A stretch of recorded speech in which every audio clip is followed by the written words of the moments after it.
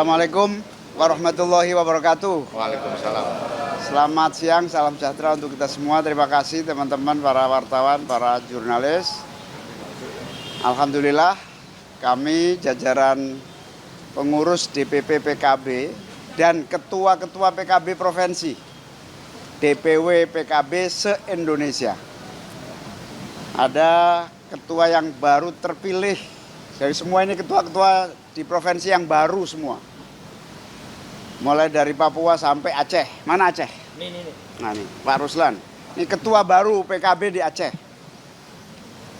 Kami semua mohon waktu kepada Bapak Presiden audiensi untuk memperkenalkan seluruh jajaran pengurus lengkap sampai ke bawah. Yang kedua, kami baru menyelesaikan Akademi Politik Kebangsaan, Akpolbang, di mana calon-calon pengurus utama harus lulus mengikuti Akademi Politik Kebangsaan yang baru saja kami selesaikan beberapa hari yang lalu.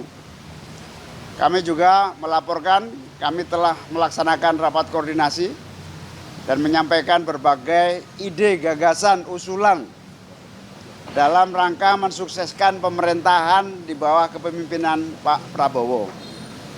Beberapa hal kami telah menyampaikan, PKB mendukung penuh semua keputusan kebijakan dan program-program yang sangat dinikmati rakyat secara langsung. Bahkan kita siap mensukseskan upaya lanjutan dari seluruh program strategis itu. Misalnya membangun ekosistem program makan bergizi gratis, melibatkan seluruh stakeholders dalam supaya supply and demand dari kebutuhan MBG berjalan dengan lebih produktif lagi. Yang kedua, di Republik ini tidak ada satupun yang menguasai geopolitik internasional. Dan kami meyakini Pak Presiden Prabowo amat sangat paham betul tentang peta geopolitik yang amat sangat rumit, kompleks, dan membutuhkan penanganan cepat dan khusus.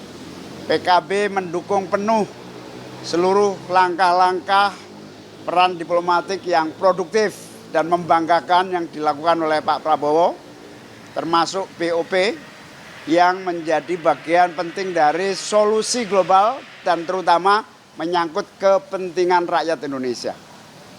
Sehingga PKB mendukung penuh, baik melalui legislatif dan melalui berbagai gerakan sosial keagamaan di semua level di Indonesia. Yang ketiga, kami juga meyakini sepenuhnya Pak Prabowo telah mendeklar memimpin perubahan sistem, terutama perubahan sistem ekonomi yang sangat liberalistik, kompetitif tanpa perlindungan kepada yang kecil, bergeser kepada ekonomi yang memberi ruang kepada yang kecil, bukan hanya yang atas. PKB menyebut ini sebagai kebijakan perubahan sistem ekonomi konstitusi. Pokok utama pertemuan kami ini tadi adalah melanjutkan agenda politik PKB bersama agenda politik Presiden, yaitu melanjutkan sistem ekonomi konstitusi pasal 33 Undang-Undang Dasar 1945 dengan kalimat sederhana, yang kecil saatnya mendapatkan akses, permodalan tidak hanya dimiliki dan dinikmati segelintir orang, tetapi justru yang paling bawah yang harus menikmati permodalan. Itulah inti dari sistem ekonomi berbasis konstitusi. Menghentikan persaingan terlampau bebas dan mencekik yang kecil, negara hadir, pemerintah menjadi pelaku aktif melindungi ekonomi kecil. Itulah yang menjadi ideologi PKB yang sangat yakin Presiden mampu memimpin itu dan kita akan berada di bawah dukungan yang kerja yang sungguh-sungguh dilakukan oleh Bapak Presiden. Kami semua PKB yakin Presiden akan sukses melaksanakan ekonomi konstitusi ini, terutama pada aspek keadilan pemerataan dan keadilan ekonomi. Itulah poin-poin penting. Salah satunya kami puas di bawah kepemimpinan Presiden Prabowo. Kami yakin Pak Prabowo akan sukses memimpin kita bukan hanya 5 tahun, bahkan 10 tahun yang akan datang. Cukup? Sudah ya, cukup ya?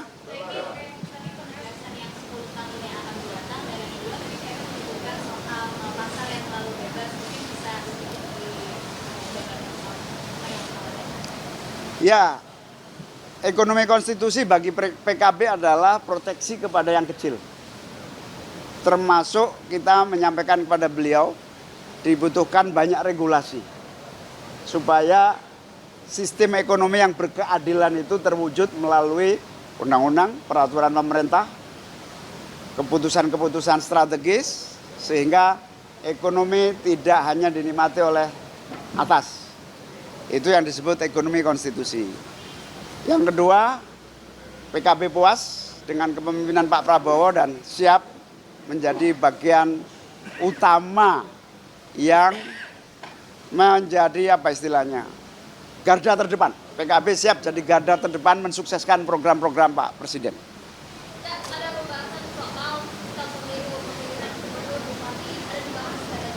Ya, itu termasuk poin-poin pikiran yang kami usung dan beliau amat sangat setuju. Bahkan politik yang terlampau kompetitif, tiap hari kompetitif tidak produktif.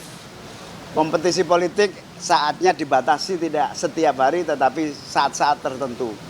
Sehingga lebih produktif bangsa kita. Salah satunya adalah pilkada yang tentu menjadi program untuk dikembalikan pada sistem yang lebih kondusif. Soal kapan belum waktunya. Kita membahas itu di DPR juga belum, nanti pada saatnya. Setuju, PKB dari dulu menginginkan pilkada melalui DPR. Kalau terkait ambang batas parlemen dibahas juga nggak ada? Belum. Teknis nggak sampai sedetail itu. Kalau kompetisi politik tiap hari itu maksudnya gimana? Ya, pilkada itu menjadi panasnya politik yang tidak pernah berhenti. Sehingga mungkin hanya dibatasi pilpres lah. Oke. Di luar ini banyak isu juga soal reshuffle dan lain sebagainya. Ada bahasan-bahasan juga seputar posisi PKB di kabinet yang lain juga. Oh, sama sekali tidak bahas itu karena kami pada prinsipnya ini inisiatif kami untuk ketemu karena memperkenalkan teman-teman yang baru-baru ini dari ketua-ketua provinsi yang bagi kami penting untuk melaksanakan tugas-tugas di masing-masing daerah. Ya, itulah yang menjadi bagian penting sehingga kami akan sangat puas kepemimpinan ini diteruskan dengan sangat sungguh-sungguh. Jelajahi cara baru mendapatkan informasi. Download Metro TV Extend sekarang.